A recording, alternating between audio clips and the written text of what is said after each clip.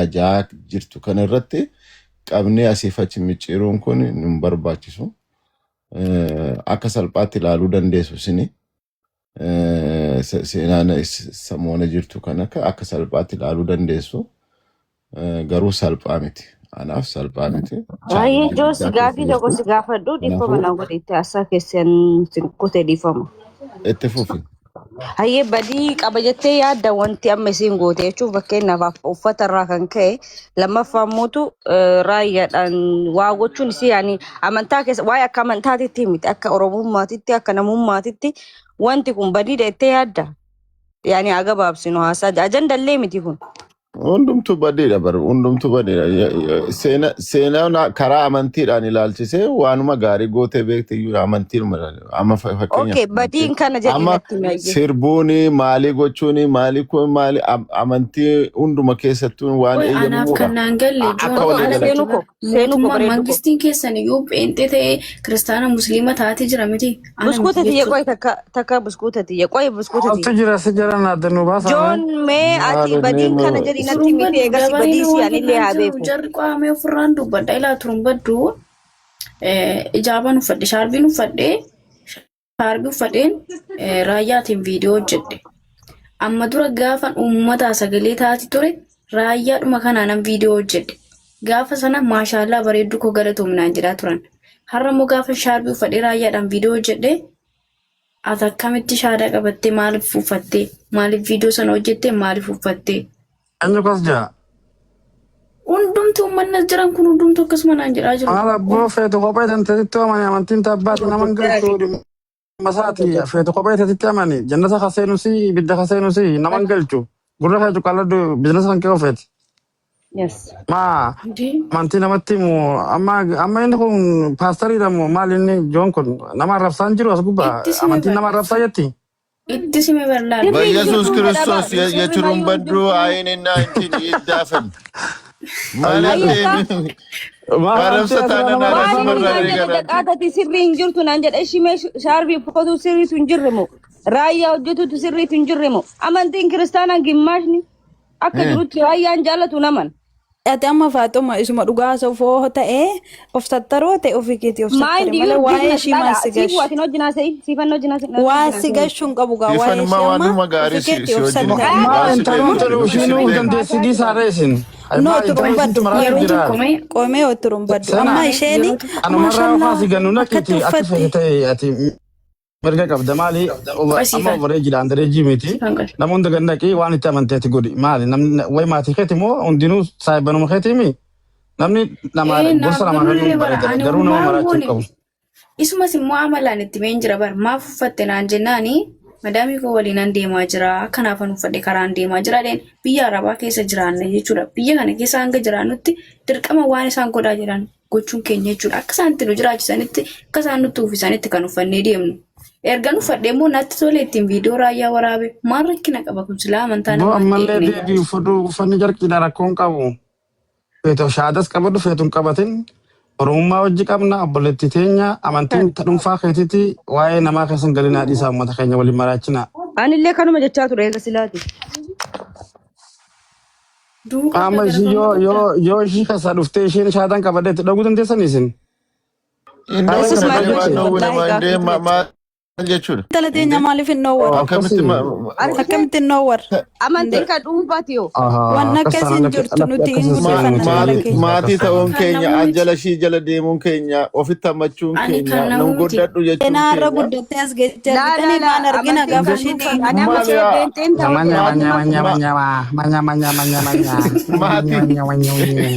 maatii ante maatii wannoon qabne goote mucayyoonni maatii qabde maatiin qabne gaafa shiin uffata aadaa akkasitti calaqqisiistu sammaa maashaallaan jedhinaan jara deemtanii maa gooba uffata aadaa oromoo uffattee aadaa keenya guddistee si biraafne ati immoo isin gaafsa namaa viidiyoo koo laayik riipoosti naan godhina eenyutu goona riipoosti kan kee qofa dhaq ilaale naan hin jedhina ani kan namuu miti ani keessan miti keenya naan hin jedhina kan namuu miti ani of dandeen jiraadhaan nama of dandee jiraatuudhaan.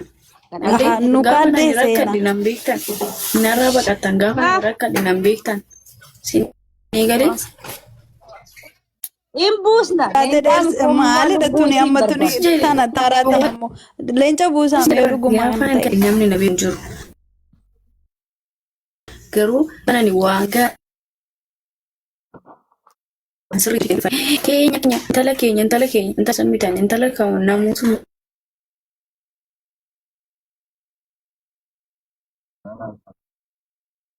gara amantaatti jijjiirtanii jila dubbii.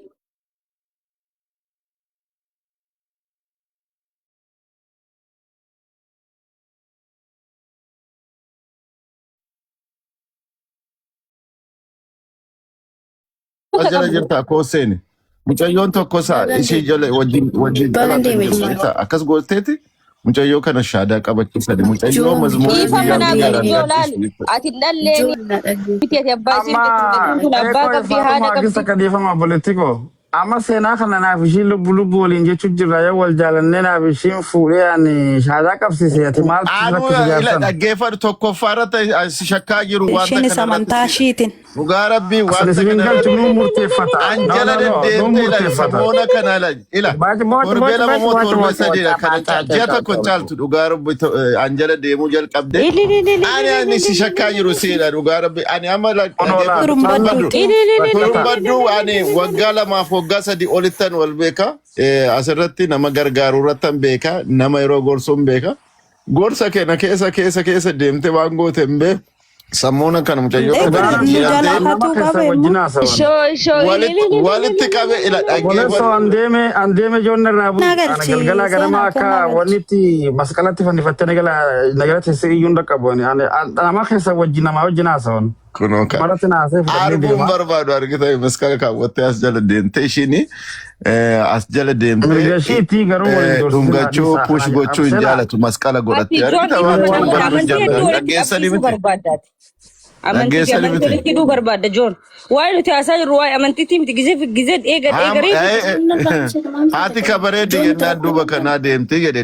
Obboleessa ati suuraa namaa maxxanfatteetuma jalaa ayyaana oltu. Ammuma laas gootee argitee dhufte.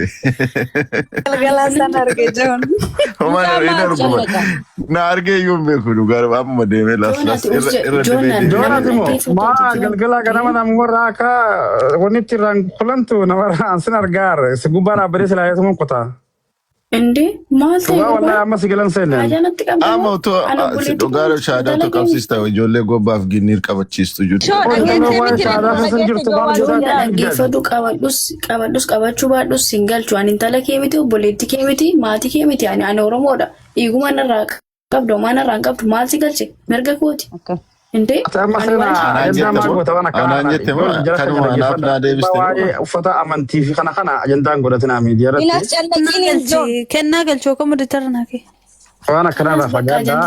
Isa waan biraa haasaa maaloo isa sammuu na dhukkubeena maaloo mataana nyaatame na kana. Siifan bilbilaa kanarratti waan wal dhiisnuutti fakkaatu dhugaa rabbi. Turumbaa fi seenaa wal jaalatanii jiran amma walitti fuuna inshaallah du'aayii godhame. Maalintu kan ijoon mucayyoo barbaadaati kennituu fi anchi ila dhaggeeffadhu Faatumaan ragati na gochaa jira si'umaan. Raggaati kaamantaa maxaallag maal Maayikoo Faatuma amma seenaan obboleettiiti yaa jeetiin gizee wanta bira sanaan dhufaa na bira dhufti. Okay nuti wal fuudhuu dhoowwaa jechuudha. Obsi Faatuma eekoo akkasii miti. Maali ani bineensa moo qomaa xadha moo maa intala Oromooti yoon fuudhee maal rakkoo qabaati? Maaltu si rakkiseeti? Dhugaa qabatee tapha. Maal jette? Antiiqii keessa nan galchin. Dhugaa. Isheenis amaanoti isheetiin duruun baddarqama koo. Kan isin jechuu haadhaa fi abbaa manaa gidduu seenuun isin amma baalagummaa teessan tanaa rakkoon teessanii bara. Oda ammaa akkasitti hojjechiisaa dura fuudhi manaan gaadhuuti isaan booda irraa jijjiirra garuu agasanitti mirga hin qabdu jijjiirra. Ati amma hinaaffaa ishitti qabda malee ishee yaadditii miti laa hinaaffatti qabda. Qabdi. Bareeddi. Baay'ee bareeddee teenya wanti ababaa teenya hin qoshtamoo ati indee bareeddu kamaaree mandarree. Teenya kun na ajaa'iba bar teenya anin jettan ani eenyu isin eenyu. Seena wanta ati godhu sirrii miti wanti gochaa jiru. Karaa deemuun tasa godhufee gandaa kasillee irraan beeku. Wali rabbashina amantiidha. Eenaa mee calliseeti sammuu keenya dhukkubsatte. mana isi jirti akkamiti callisti inde mindino maalif callisti ma Kostee asti jirti shinu. maal mata isin kubsaraya ummata jaalata kristana islama jaalata wente jaalata akkamiti raayoo jette fum daa'imatti agatti tanageetu tanarratti tibuuta waa'ee raayyaa maaltu dubbate maa dubbii xaxxanii raayyaan jibbina hin jaalanna namni kaaseen jiru hojjette kanumarratti dubbiin kanumarratti keefi barlu no raayyaan jibbina namni jedhe afaan hin jiru tiifuuti qanyii baatallash indee seenaa lai ani adelam alqabatam አንቺ ራስሽ ግን የምታደርጊውን እስቲ ተመልከቺ አስዳወቸው ወደ ኦፊስ ሰተሪን ሴናል ማሻአላ ደም ኦፊኬት ወፈዶ ከስራ በረድ ነው ደርጊ ሲመለ ዋይሽ ሲን ይላለቱ አስተይቴ ጀነጀን ተወዶ ነው ጅሩ ጀነጀን ላለች umti kesan ragadi bu amma fanku badda jolen annaja me sinitti mi bar yero tokko bakka amantaa keessan amantaa keessan galchina oromummaa kiyyaan booneetiin jiraadha amantaan kan abbaati anas yoo ta'e kan dhuunfaa kooti yeroo tokko yeroo lamammoo sinii himeetiin jira kana booda waan siniif godhuun qabu bakka na dhiisaa waan fitanootoo ittanii mana gootanoo nama takka dhagaan jiran bakka shaadaa qabadhee dhiisee waan sin galchuun qabu garummaa ani shaadaan qabanne amantii musliimaa nan kabajaa nan jaalladha gatiin raayyaa hojjedheef wanti sin gaanjaaf garaanjaa walitti kaastan hin jiru. Okay, waa tokkon jedha seena akkam jirtu jecha baay'ee illee dhaggeeffachaa man ture. Ani dhimma amantii kanaa wal qabsiisee namni girr jedhu tokko na ajaa'iba. Seenaan nama tokko amantii barbaadde hordofuuf mirga guutuu qabdi.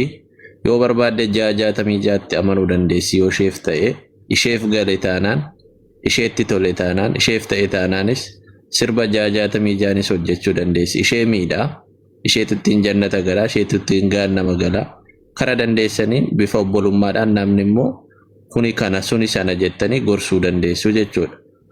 Otherwise namni tokko amantii barbaade hordofuudhaa fi obboleessa isaa daadaasaa ilma eessuma isaa ilma daadaasaa mari'achuu hin qabu.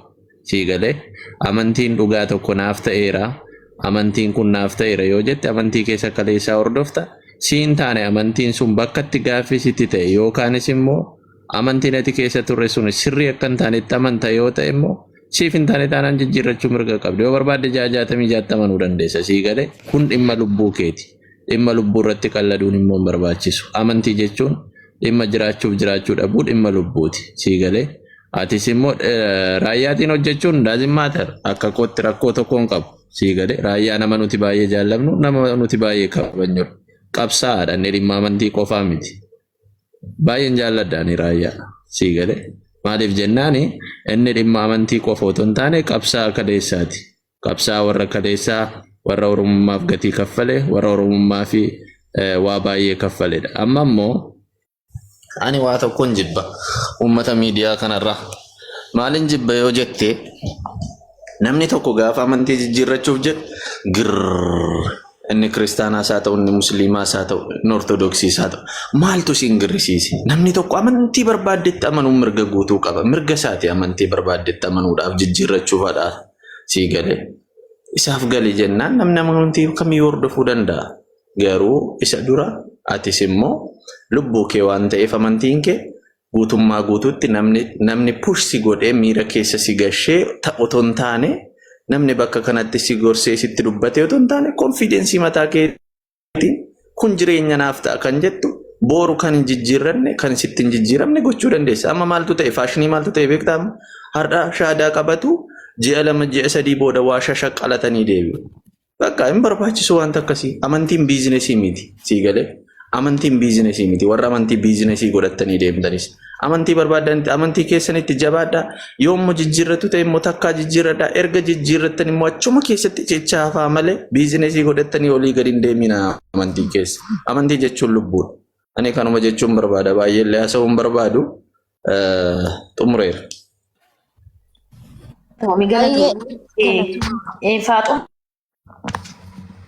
Dabaree manuu kenni mi'a taa'an mataa kitti qofa dubbaddaa dhugaa. Nama namjattiin tun rakkoon irraa qabdi sila si fayyadama. Anillee as keessan jira. Eega ganamaa jechuudha as keessa jira. Qoy qaata taa'ee geeffat dabaree kiyyaa Itti keessatti maatu. kennuun haasaa dhaggeeffataan jira lama faratti seene. Takkaa miyuutii. Hayyee safuu dafii xumuriitiif hatumaan haa dubbattu. Yalla. Mi'a haasoftuu dhiisi. Bayyesuus. Dubbadhu lubbuu. Gaboo qabattee jirti safuun hom dubbattee geesseen ta'e. Dubbadhaati safuun. Keessa turre dhugaa waaqayyoo dubbattee garuu duratti sa'aatii meeqa haasawaa turte hilaa dhaggeeffadhaa sanitti himnaa seenanii ganamallee as keessa sanitti himtee turte dhimma amantaa keessa micayyoo hin galchina tokkoffaa warri faarsitanis warri habaartanis afaan qabadhaa amantaa isiniif ilaaltee miti kan ishiin itti amantee jechuudha. Yoo hin amantaa kanaa haala jireenya ishiin ittiin dalagduu isiniin jettee jirti miti jara wajjin tasaaffartee jirti bakki ishiin tasaaffartee kun immoo kana uffatan malee hin iyyabamu bakka duraa hin jirtu karaa namni hin deemnetti nama hin gottotina. Waan barbaadee uffatte maallaqa keessan kamiin bittaniitti kennitan. Moo waan keessan maal fudhattee qabdi viidiyoo sii galee poost godhishi abbaan si jibbee fooloo sirraa kaafatee adeemu. Nama si arrabsaa oluyyaa oolumoo deebiin kennin waa'ee amantaa keessan galiin akka barbaadetti ashqaabbate qaruu amantaa namaa hin tuqin keetis akka namni hin tunne ofirraa dhorti. Keetillee hin xiqqeessin kan namaallee hin xiqqeessin.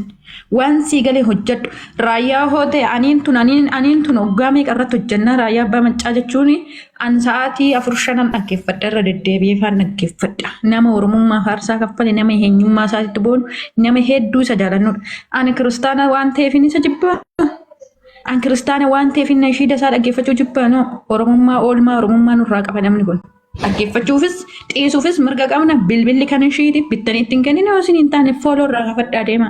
Inta canaannaqina asirraa teessanii eega ganama. Isa si faarsuu isa harkatti hin kennin isa amantaatti si oofuu kee maariyaam kana uffatti maal kana uffatti dhaabi seenaa. Abbaan fedhe waan fedhe uffatu amantaa keessan galiin fataa uffata barbaadde uffadhu viidiyoo kee immoo poost godhadhu. Kumaatame irra deddeebi. Hanga amantaa kiristaanaa hidhattee narrabsinetti hanga musliimaa narrabsinetti maaliif amantaatti gottottu mijayyoo? Ajanduma barbaaddusi. Namaaf ajandaan ta'in ajandaatti kenni malee.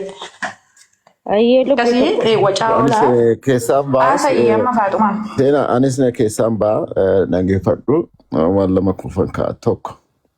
Bakka amantiin kan keetidha. Hundumtuu an jedhe sana amantiin kan keedha. Jala mureessitti ma. Amantii ofiitti fi namummaa ofii an kabachiisu nama sanadha. Tokko sanan jala sararee nama baay'eetu jira waan ta'eef nama baay'ee kana keessatti sanan dubbadha.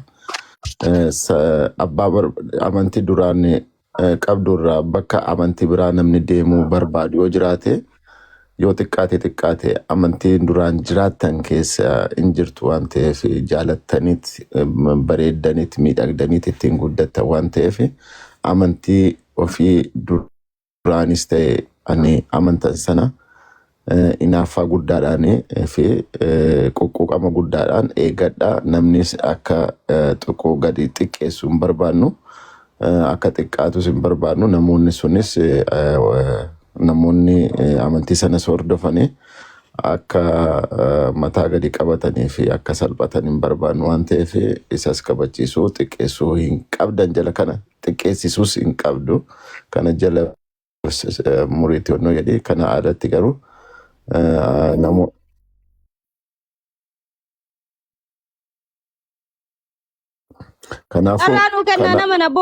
kanaafuu mana kanattis yeroo xiqqaatu arguun barbaannu dhaga'uun barbaannu.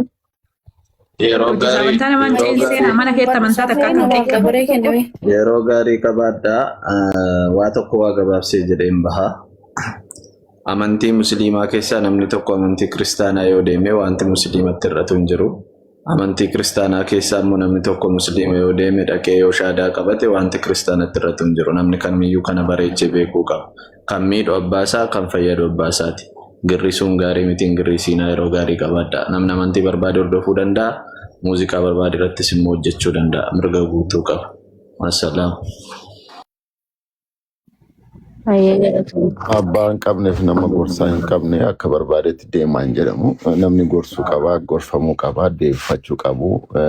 Nama sana abbaa dhimma isaati jedhamee hin dhiifamu. Nama sana rakkoo isaa, maalummaa isaa, eenyummaa isaa gaafachuu fi gorsuu ofitti deebisuu, namummaa sanatti deebisuun barbaachisaadha malee. abbaa barbaade waan barbaadeen amanuu danda'a jedhamee gatamee hin deemamu. Kanaaf asitti dhimmamaa jirra. Ayyee Faaxumaa dubbadhu nama immoo Faaxumaa naa dubbattu ni qo'isamu. Dabaree naaf haa dubbattu. Faatu dubbadhu. Ayyee galatoomii lubbuu tokko farratti waan kennuun jedhirraa tokkoffaa kennuun hin bahee jira. Yaadni inni reefii kaasee haasee tokko keessaa guutummaan guutuu isaa dogongora hin qabu sirrii jedhe. Tokko lammaffaa irratti muutu dabaree walii kennaa taraa haasofna. Mucattii tana janajjantee garas fiduu adda mucattii tana wanni janajjantu takkittiin hin jiru seenaan daa'imaa miti sabiyyii miti. Yoo isin asiin goraa jettaniin ka asiin gortuu miti yoo isin garanaan goroo jettaniin garanaan ka gortuu miti. Nama beektuu nama guddatte illee biyya ormallee jirtu nuti teennaa isiin teennaa nama ofii gorfatu waan irraa gorfattan takkittiin hin jiru badiin dalayne haqa namaa hin nyaanne naman arrabsine qullaan dhaabanne akka yaadaatitti immoo raayyaa guutummaan guutuu Oromoo ta'ee raayyaa jibbu hin jiru amantiin itoo waliin hin qoodin Oromoon guutummaan guutuutti jaalata wanti ajandaa gootanii irraa haasaa jirtan takkittiin hin jirtu amantiilleen ammallee borillee ka dhuunfati. Amantiin ammaan an keessa jiru kunillee laata karaa fiddiin jedha. Wanta amantii irratti dirqisiisamuu takkittiidhaan dirqamaan janajjananii harkisanii wanti amantiitti fidan takkittiin hin jiru. Namni jaalatee amantiitti dhufa. Namni beekee baratee yaadee irraa hubatee kun haqa kun sirrii kun badiidha jedhee itti dhufa. Amantiin akkana. Namni uffatee fi miti gara amantiitti ka dhufu. Namni ofirraa mulqatee fi miti ka amantii irraa bayu. Kana yaaduu qabdanii inni lammaffaan mootum jettiin tun daa'imaa miti mirga qabdi miidiyaan kasiiti kana hin godhini kana asiin bahi achiin gali jechuun mirga qabdanitti maatimmaan isiin dhaleeyyuu mirga qabu itti miknaatum jettiin tun umurii 18 oli biyyi isiin jiraattu biyya Arabaati ka isiin nyaattu nyaata Arabaati. Nyaata even unkaan namni baay'een akka beetanitti uummanni kiristaanaa asuma jiran iyyuu nyaata islaamaa nyaatanii gizee Itoophiyaa galan kiristinnaa ani hiriyoota baay'ee qaba. Siigalee eegaa si nyaatanii eegaa si galanitti amma qamannatti fakkaate akkas wanta akkasiitu jira. Biyya jirtu keessa wal fakkaatu nu dirqama. Siigalee sagaleen kee deebisaa jira na fakkaate. Sagaleen kee nagamaa So tokkoffaa mucattillee hin cinqina lammaffaa mootu kanaan durallee waan isiin dalagaa turte mucattiin tun nama warra amantaa leellisaa jiru keessaa tokkoon turre. Bargit amantiin isii kiristaanallee tahii islaamallee tahii beenxellee tahii amanta mafeetellee haa hordoftu. Like akka isiin bakka amantaa buuteetiin ka tiktookii kanarratti argee turan ka caffartu ka sirbitu ka aadaa Oromootiin kutaa baay'eetiin sirbitu arge. Gizee sanii maashaallallee warri amantii biraallee waan akka hin jenneen amma sii kaatee mucattiin tun uffattarraan maaliif uffattarteen gaaffii tahuu inuu hin qabu siigalee. Kana waan ta'eef bareedduuti waan sitti fakkaate godhi waan barbaadde waan lubbuun teessi barbaachise waan even amantamarratti illee haa ta'u wanti sitti dhagaame wanta sitti dhagaame wanta itti amanuun mirga qabda. Feetu amane feetu kafaree barbaadde wama amanteetti wama sitti tole saawwan wana dhugaa jettee deemtutti illee itti deemu mirga guutuu qabda namni takkittiin si qabu hin jiru. It's 2026 galatooma haasaan dheeressuun barbaadu yaada nama biraa. Xumurattamee daqiiqaa takka yookaan daqiiqaa lama waa jedhee bahaa waan dhaggeeffadhe.